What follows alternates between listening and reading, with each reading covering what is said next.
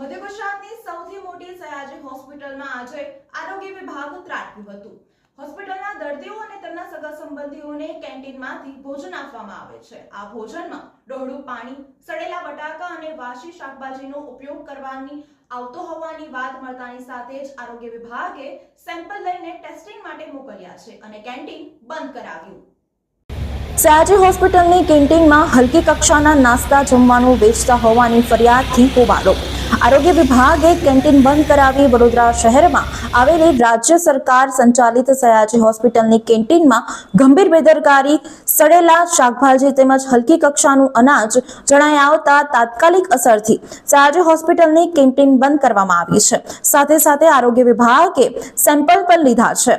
સયાજી હોસ્પિટલમાં છેલ્લા કેટલાય સમયથી ચાર ભુજા કેટરર્સના નામથી કેન્ટીન ચલાવવાનું લાયસન્સ આરોગ્ય વિભાગ પાસેથી મેળવ્યું હતું અને બહાર ગામથી આવતા અને સ્થાનિક દર્દીઓના સગા સંબંધીઓ આ કેન્ટીનનો ઉપયોગ કરતા હતા।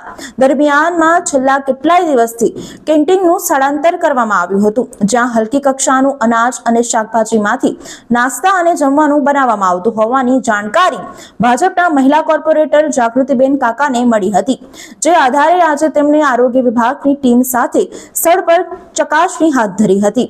આરોગ્ય વિભાગની ટીમે નાસ્તાની કેટલીક ચીજવસ્તુઓ તથા ભજીયાના ખીરામાં દુર્ગંધ મારતી જોવા મળી હતી, સહિત ખાંડ અને અનાજમાં પણ જીવાત જોવા મળી હતી અને શાકભાજી પણ વાસી જણાઈ આવ્યા હતા। ઉપરાંત બટાકા સડેલા જોવા મળ્યા હતા। વપરાતું પાણી પણ ડહોળું જણાઈ આવ્યું હતું। જો કે કારીગરોએ કોઈએ પણ હાથમાં ગ્લવ્સ કે માથે ટોપી પહેરેલ ન હતી તેવી વિગતો બહાર આવી છે। કોની ફરિયાદ હતી, શું હતું? આજે એસએસસી કેન્ટીનમાં સ્થાનિક કાઉન્સિલર શ્રી જાગૃતિબેન કાકાની ફરિયાદ હતી અને તેના આધારે આપણે તેમના સ્ટોરેજ હાઉસમાં આપણે રો મટીરિયલ તેમજ જે ફ્રૂટને છે તેનું ઇન્સ્પેક્શન કર્યું। તેમાં કેટલીક ક્ષતિઓ જોવા મળે છે। તેમના જે એમ્પ્લોઈઝ છે તેમને પણ હેન્ડ ગ્લોવ્સ, કેપ પહેરવાની આપણે સૂચન કર્યું હતું, પણ પહેર્યા નથી, તો તે આધારે આપણે એમને ઇમ્પ્રુવમેન્ટ નોટિસ પાઠવી અને તે સુધારવાનો સમય આપીશું અને જો નહીં થાય તે પ્રમાણે તો તેમના જે એફએસએસઆઈ અંતર્ગત લાયસન્સ આપેલ છે તે રદ કરવાની કાર્યવાહી પણ કરીશું।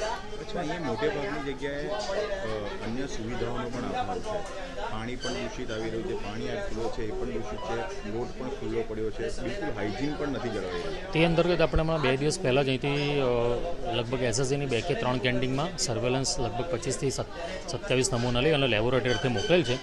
તેના રિપોર્ટ આવેથી પણ આપણે આગળની કાર્યવાહી કરીશું।